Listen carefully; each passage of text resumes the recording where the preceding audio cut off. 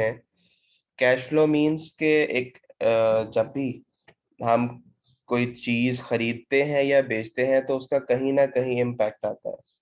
ठीक है, अगर हम चीज को खरीदते हैं तो ऐसी सूरत में हमारा कैश आउटफ्लो हो रहा होता है, और अगर हम किसी चीज को बेचते हैं तो इसका मतलब है हमें कैश मिलना है। अगर वो कैश की फॉर्म में स्पॉट ट्रांजैक्शन है और हमें कैश मिल गया है, now that means there is an inflow of cash.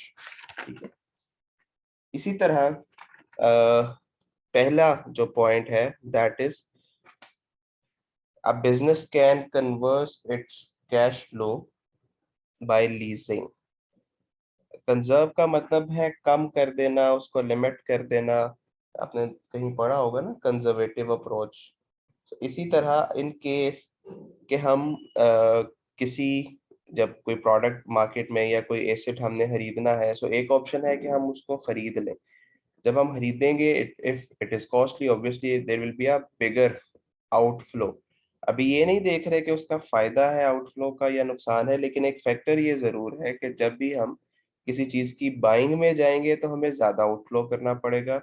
जब उस चीज की लीज में जाएंगे तो हमें कम आउटफ्लो करना पड़ेगा। द रीजन इज शायद शुरू में जस्ट थोड़ी बहुत सिक्योरिटी देनी होगी, या उसके जो लीज रेंटल्स हैं, जो मंथली पेमेंट होगी, क्वार्टरली होगी या बाय एनुअली होगी, सो वो जो भी डिसाइड हुआ होगा between the lessor and the lessee, उसके मुताबिक कुछ रेंटल पेमेंट्स जो हैं, जिसको हम लीज की पेमेंट्स कहते हैं, वो साथ साथ चल रही होंगी।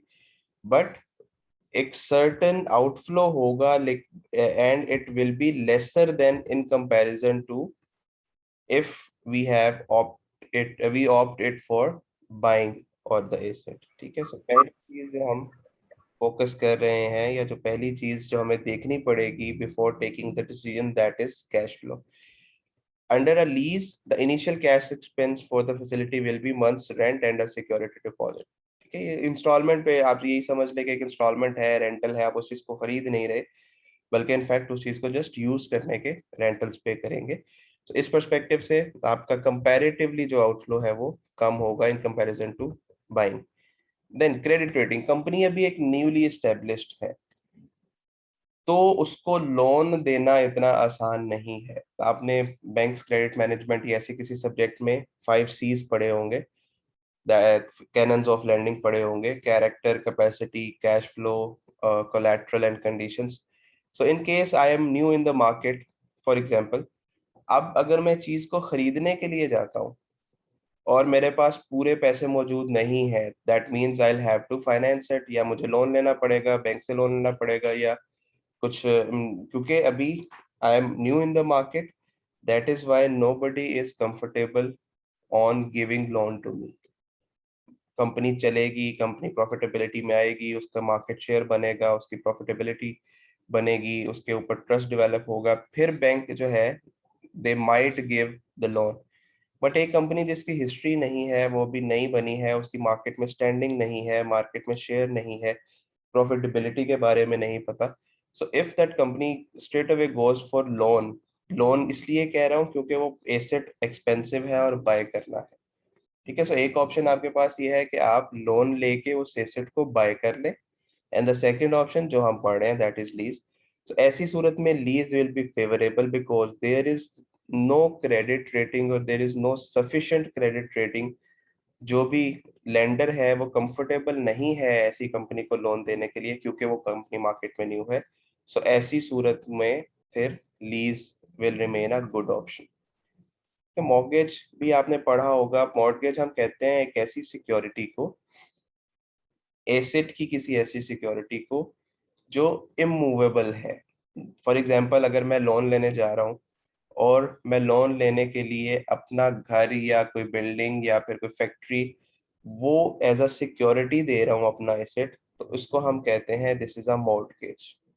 ठीक है, सो ऐसा एसेट जो सिक्योरिटी पे दिया जा रहा है और वो इमूवेबल है, हम उसी सिक्योरिटी को मॉर्गेज देंगे। सो अब इससे जो सेकंड पॉइंट है क्रेडिट रेटिंग, क्योंकि कंपनी नई है, कंपनी की अभी कोई बेस डेवलप्ड नहीं है, प्रॉफिटेबिलिटी नहीं है, मार्केट में रेटिंग नहीं है, तो ऐसी सूरत में जो लेंडर है, ही और शी और द कंपनी और द बैंक, जो भी इंस्टीट्यूशन जो लेंडर के तौर पे काम कर रहा है, द लेंडर में not be willing to finance or willing to give loan because of low credit rating, और प्रोबेबली अभी मार्केट में क्योंकि कंपनी नहीं है सो उस पर ट्रस्ट नहीं है। देन मेंटेनेंस की बात की जाए तो लीज के अंदर रिमेंबर जो ऑपरेटिंग लीज हमने पढ़ी थी उसमें जो मेंटेनेंस है, इंश्योरेंस है, या इस किस्म के कुछ जो डेप्रिसिएशन है या इस किस्म के जो एक्सपेंसेस हैं वो लेसर बेयर करता है, क्योंकि lessor is will remain the owner. Lessee जो है वो सिर्फ उस प्रोडक्ट को, उस एसेट को उसको यूज करेगा, और यूज करने के बाद एक स्पेसिफिक टाइम पीरियड के लिए जितने के लिए लीज दी गई थी उसके रेंटल्स पे करेगा, उसकी जो भी आप उसको कह लें इंस्टॉलमेंट पे करेगा, and then the asset will go back to the original owner that was lessor. So ऐसी सूरत में मेंटेनेंस कॉस्ट का जो एक्सपेंस है it will not be on lessee. So lease की सूरत में ये भी एक फेवरेबल पॉइंट है कि लीजिंग के अंदर जो मेंटेनेंस कॉस्ट है वो लेसर खुद बेयर करता है। देन प्रॉपर्टी, जब लीज इन केस वो एक ऐसी एसेट था जो एक सर्टेन टाइम पीरियड के लिए फायदामंद था, उसके बाद उस एसेट की कोई मार्केट वैल्यू नहीं है या उसको डंप करना, उसको सेल करना कंपैरेटिवली मुश्किल है, then lease is a good option. कि आपने लीज करवाई, उस एसेट की यूटिलिटी गेन की, उसको यूज किया, उसका फायदा लिया, and then at the end of the tenure of lease आपने वो एसेट वापस दे दिया लेसर को। अब लेसर खुद ही उसको जहां मर्जी सेल करे। But in case it would have been your property, अगर आपने उसको बाय किया होता तो ऑब्वियसली अब वो क्योंकि प्रोडक्ट आपके काम की नहीं रही, जितने काम के लिए थी आपने उसको यूज कर लिया। The last thing is now you will need to get rid of it, उसको सेल करेंगे। Yes, you can have certain amount, जब आप सेल करेंगे तो आपको कुछ ना कुछ तो मिलेगा जिसे हम सैल्वेज वैल्यू कहते हैं। तो कुछ ना कुछ तो आपको मिलेगा, वो एडवांटेजेस जरूर है अगर आपने प्रोडक्ट खरीदी हो। But at the same time आपको एक सूटेबल बायर भी ढूंढना पड़ेगा अगर आप सेल करना चाह रहे हैं किसी को। तो अब देखें केसेट है, उसकी सर्टेन टाइम पीरियड था, एक सर्टेन लाइफ थी। अगर आपने वो सर्टेन लाइफ गुजार दी उस एसेट के साथ तो अब उसको बेचना भी कंपैरेटिवली डिफिकल्ट होता है, क्योंकि वो जो उसका फायदा था या जितनी टाइम पीरियड के लिए वो प्रोडक्ट थी वो आप ऑलरेडी उसको यूज कर चुके हैं। तो प्रॉपर्टी के हवाले से बात की जाए, अगर ऐसी कोई प्रॉपर्टी जिसको बेचना मुश्किल है तो ऐसी सूरत में lease will remain a good option. फिर है जी real estate values. The facility you have found meets the needs of the business, but it's located in the area where property values are declining. That means कि late से आपने एक asset land की शक्ल में लेना है और and you are going to have an option, चाहे तो उसको लीज करवा ले, and the second option is कि चाहे तो आप इसको खरीद लें। अगर एक ऐसी प्रॉपर्टी जिसकी कीमत जो आपके बिजनेस की जरूरत को तो पूरा कर रही है, आपको एक चीज मिल गई है, वो लीज पे भी अवेलेबल है, वो बाइंग पे भी अवेलेबल है। तो अगर आप बाय कर लेंगे ये एक ऑप्शन हो जाएगा, लीज कर लेंगे और लीज करने से आपने एनालिसिस किया तो आपको पता चला कि जो भी आपकी जरूरियात हैं वो पूरी हो सकती हैं अगर आप लीज भी करवा लें। तो ऐसी सूरत में ऐसी प्रॉपर्टी, ऐसी जगह, ऐसी लोकेशन, ऐसी विसिनिटी जहां पे प्रॉपर्टी की वैल्यूज गिर रही हैं, डिक्लाइन हो रही हैं, तो आप खुद देखें कि आपने एसेट महंगे दामों लिया होगा, आप उस एसेट को यूज करेंगे और आपको पता चल रहा है साथ साथ उस एसेट की जो वैल्यू है, जहाँ पे ये प्रॉपर्टी है, जहाँ पे ये लैंड है, उसकी जो वर्थ है वो एप्रिशिएट नहीं हो रही बल्कि कम होती चली जा रही है, डिक्लाइन होती चली जा रही है। तो ऐसी सूरत में इसका मतलब क्या हो रहा है कि अगर आप बाय के ऑप्शन पे जाते हैं तो आप उसको महंगा खरीदेंगे, और जब आप उसको बेचने लगेंगे तो इंस्टेड ऑफ कि उसकी प्राइस इंक्रीज हो वो उसकी प्राइस मजीद डिक्रीज हो जाएगी। तो ऐसी सूरत में buying is not a good option. There you can have an option of lease कि आप एक सर्टेन टाइम पीरियड के लिए जब उसकी प्राइस ज्यादा थी उसको यूज किया, उसके रेंटल्स पे किए, और जब उसकी वैल्यू कम हो चुकी है तो अब आपका कंसर्न नहीं है बल्कि लेसी खुद उसको, सॉरी लेसर उसको खुद ही एक्वायर करके बाद में सेल करेगा। इसी तरह मोबिलिटी की बात की जाए, when you are not sure the facility will meet the future needs of the business. So आपको एक ऐसा एसेट आप प्लान कर रहे हैं, आपने सारी वर्किंग की अपने बिजनेस के ऊपर, और आपको पता चला आपको ये 10 एसेट्स चाहिए। अब उसमें से एक एसेट ऐसा भी है जो हिट एंड ट्रायल मेथड के ऊपर है। दैट मीन्स आपने एज्यूम किया कि ये जो एसेट है ये आपके बिजनेस के लिए हेल्पफुल होगा, but actually you do not know the exact thing. जैसे होता है ना, अब लेट से एक फास्ट फूड है, वो एक नई प्रोडक्ट बनाना चाह रहा है, उसको नहीं पता कि मार्केट उसको एक्सेप्ट करेगा या नहीं करेगा, या करेगी या नहीं करेगी। सो मार्केट में वो प्रोडक्ट एकदम लॉन्च करेंगे, लॉन्च करने के बाद उसका रिस्पॉन्स देखेंगे। अगर रिस्पॉन्स अच्छा आता है तो फिर ठीक है, उस प्रोडक्ट को आगे चलाएंगे। Otherwise there are a lot of products जो मार्केट में आई लेकिन वो नहीं चली और वो कुछ अरसे में बंद हो गई।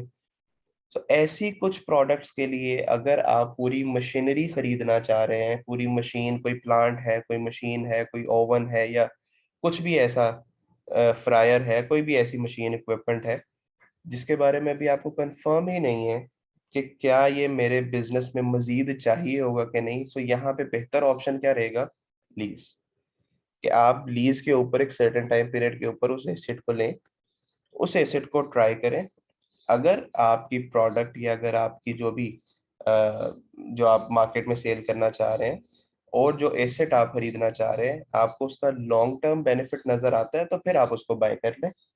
इन केस आपको उसका लॉन्ग टर्म बेनिफिट नजर नहीं आता और आपने खरीद लिया होता, दैट मीन आपने उसके ऊपर एक बड़ा एक्सपेंस इंकर कर दिया जिसकी जरूरत नहीं थी। तो ऐसे सूरत में lease will remain a good option.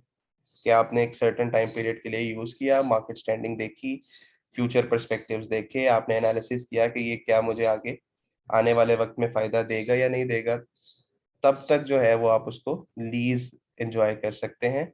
एक बड़ा आउटफ्लो आपका नहीं होगा। And lastly, tax saving.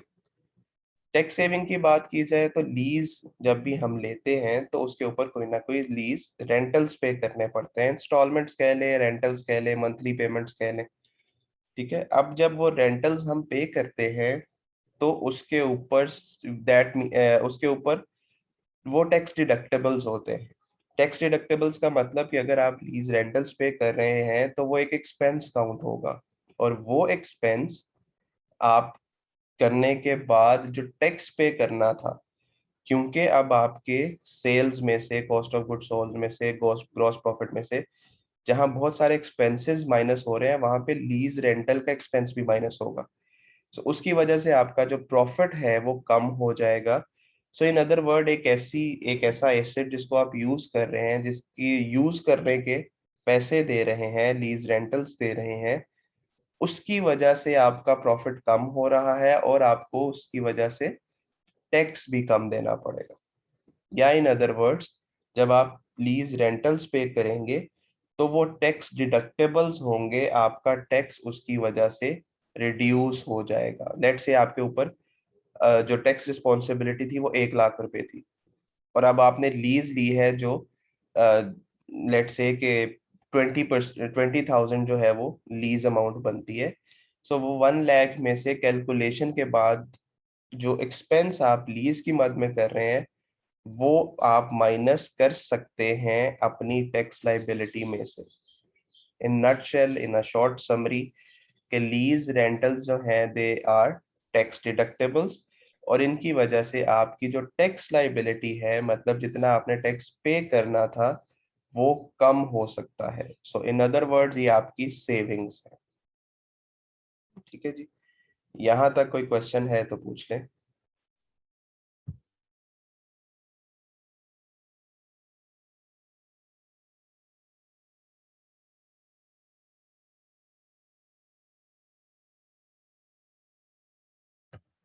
Okay, next thing इसके बिल्कुल ऑपोजिट है जो हम बाइंग के हवाले से बात करते हैं, कि बाइंग ऐसे कौन से फैक्टर्स हैं जो हमें इन्फ्लुएंस करते हैं कि हमें लीज की बजाय बाय कर लेना चाहिए। First one is long term saving. In a long run, purchasing is a facility that is usually cheaper than leasing. हाँ, वक्ती तौर पे तो एक बहुत बड़ा आउटफ्लो है अगर हम बाइंग की तरफ जाते हैं, परचेजिंग की तरफ जाते हैं।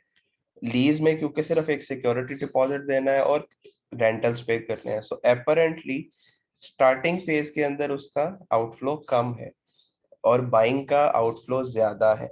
बट जब हम उसको लॉन्ग टर्म के लिए देखें तो eventually we have made an asset. वो एसेट लीज के ऊपर एंड पे सारे रेंटल्स पे करने के बावजूद एंड पे एसेट हमारे नाम पे नहीं होगा, बीइंग अ लेसी।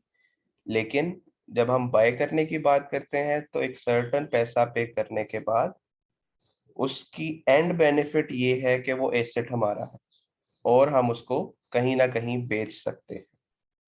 ठीक है, तो यही बात यहाँ पे लिखी हुई है, that in a long run purchasing a facility is usually cheaper than leasing. In a lease, the landlord attempts to buy a profit for himself in the rent.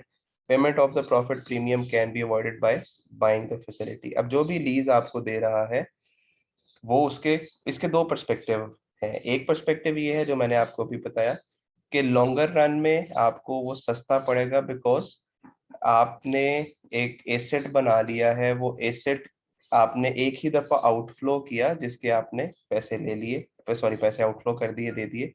लेकिन जब हम लीज की बात करते हैं तो लीज रेंटल्स में ना सिर्फ उस एसेट की कॉस्ट शामिल होती है, बल्कि उसके ऊपर कुछ एक्स्ट्रा प्रॉफिट भी लेसर का होता है, क्योंकि लेसर ने एसेट परचेज किया हुआ है, ऑब्वियसली उसने आउटफ्लो किया हुआ है, तो वो अपने आउटफ्लो का कुछ ना कुछ कंपनसेशन जो है वो उस लीज रेंटल के अंदर ऐड करता है।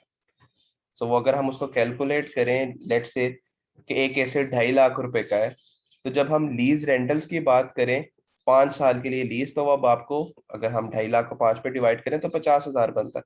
लेकिन वो आपको 50,000 रेंटल्स पे नहीं बल्कि प्रोबेबली 55,000 और 60,000 रेंटल्स पे देगा, क्योंकि जो उसने 2.5 लाख लगाया है उसकी कुछ ना कुछ मार्केट, उसकी कुछ ना कुछ टाइम वैल्यू ऑफ मनी भी वो काउंट करेगा कि 5 साल बाद मुझे लीज रेंटल्स आ रहे हैं, तो आज का पैसा कल के पैसे से बेहतर है, क्योंकि मार्केट में इन्फ्लेशन है। आज अगर हम बात करते हैं 1 लाख रुपया मेरे पास है और 1 लाख जो मुझे 5 साल के बाद मिलना है, तो उसकी वैल्यू या उसकी वर्थ वो नहीं होगी जो मेरे पास आज 1 लाख रुपया मौजूद है। ठीक है, सो इसी तरीके से वो सारी कैलकुलेशन इन्फ्लेशन को, टाइम वैल्यू ऑफ मनी को, प्रेजेंट वैल्यू को काउंट करने के बाद लीज रेंटल डिसाइड करता है।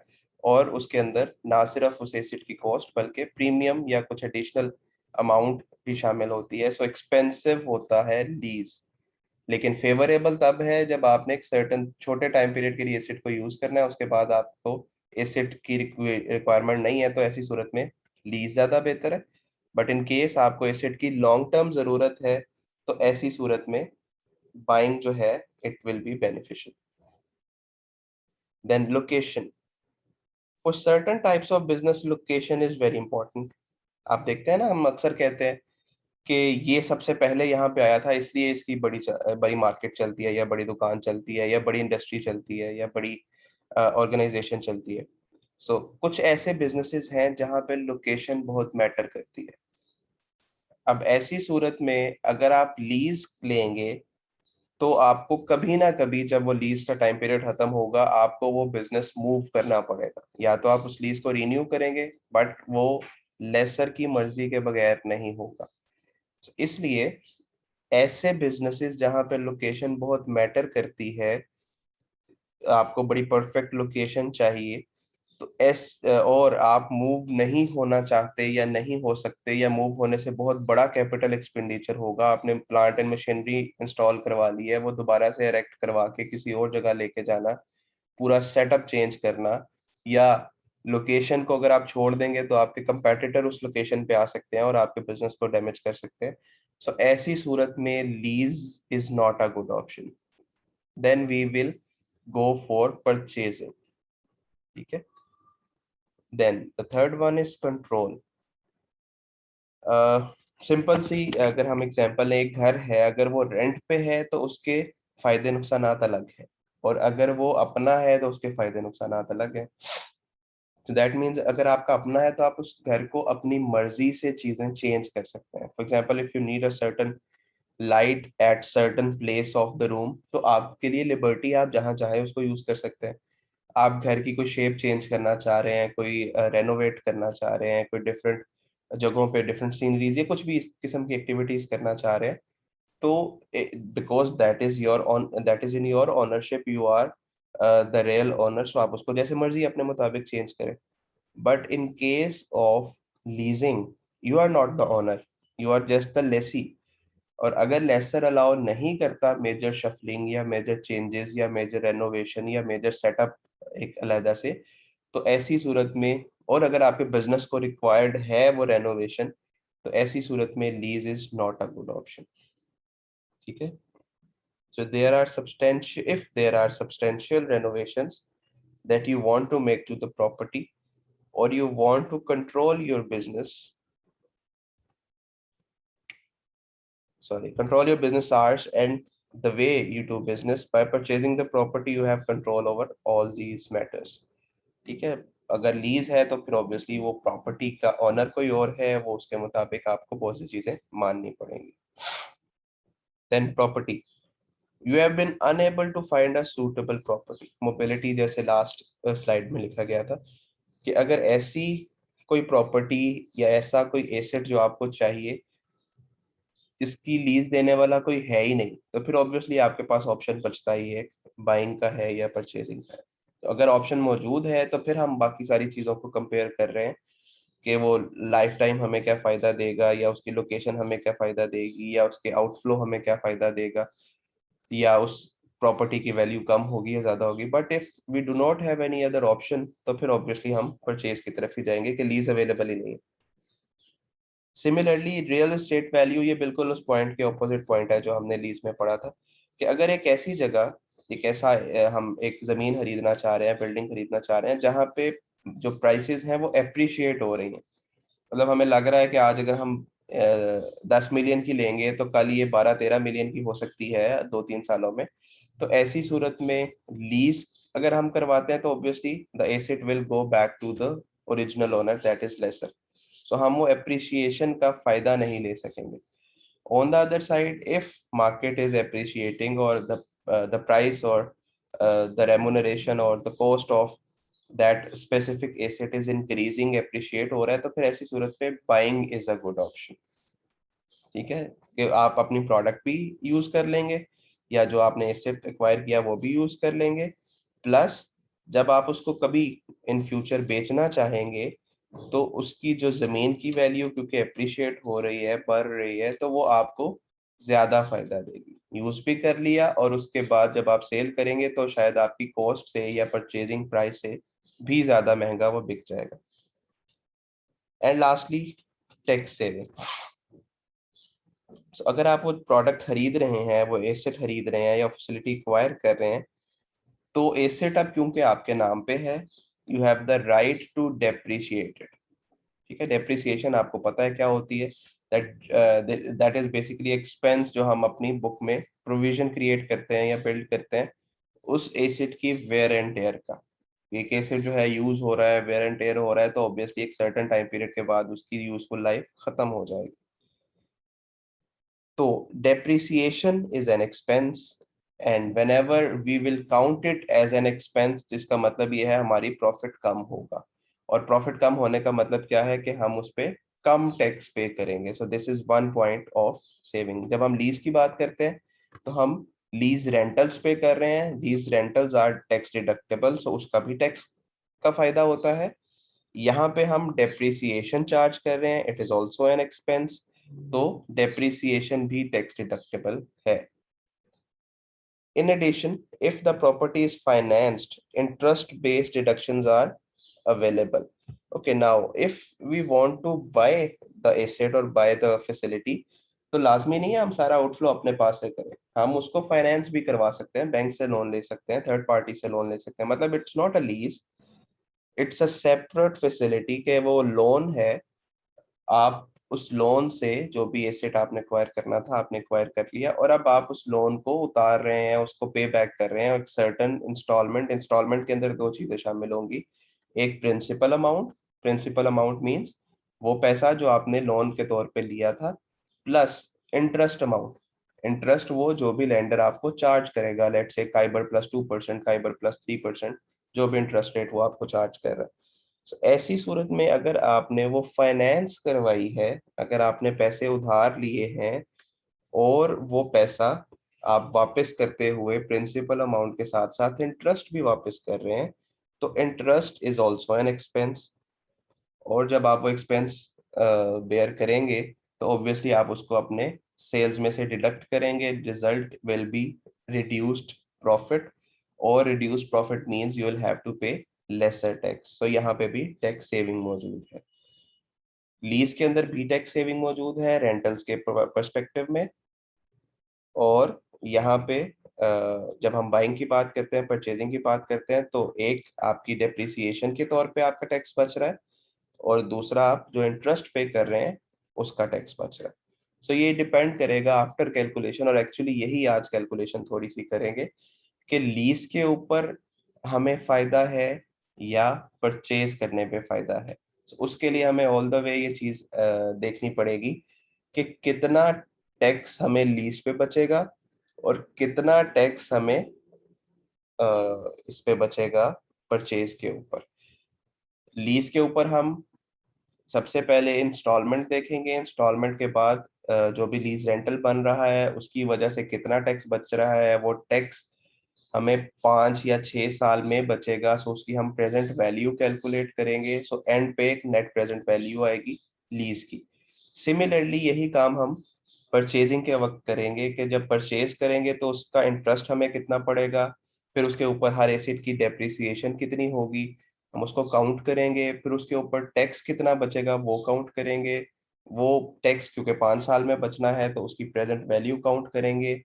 एंड पे एक नेट रिजल्ट आएगा, और फिर दोनों एनपीवी को कैलकुलेट करेंगे कि क्या एनपीवी लीज की कम आई है या परचेजिंग की कम आई है। जो एनपीवी कम होगी that means it will be beneficial for the company और द इंस्टीट्यूशन। ठीक है, सो इसको भी देखते हैं थोड़ी देर में। तो इन सारी चीजों को अगर समराइज किया जाए तो the difference of between the lease and buy वो क्या क्या बनता है। मीनिंग मींस लीजिंग एक ऐसी चीज है जिसमें आपको एसेट मिल जाता है, लेकिन आपको स्टार्ट में बहुत ज्यादा अमाउंट नहीं देनी पड़ती या बहुत ज्यादा आउटफ्लो नहीं करना पड़ता। आप एक सर्टन छोटा सा सिक्योरिटी डिपॉजिट देते हैं या सिक्योरिटी तक के तौर पे कुछ पैसे देते हैं, और उसके बाद रेंटल्स पे करते हैं। But in comparison to the other thing that is buying, वहां पे ज्यादा पैसा आउटफ्लो करना पड़ता है, ज्यादा पैसा देना पड़ता है। सो अगर आपके ऐसा एसेट, अगर आपका आउटफ्लो मैनेज हो सकता है, अगर आपका कैश मैनेज हो सकता है तो फिर buying is a good option. Otherwise अगर कैश फ्लो नहीं है, पैसे कम है, इतना ज्यादा ऑप्शन ही अवेलेबल नहीं है कि आप एसेट खरीद सकते हैं, तो फिर lease is a good option.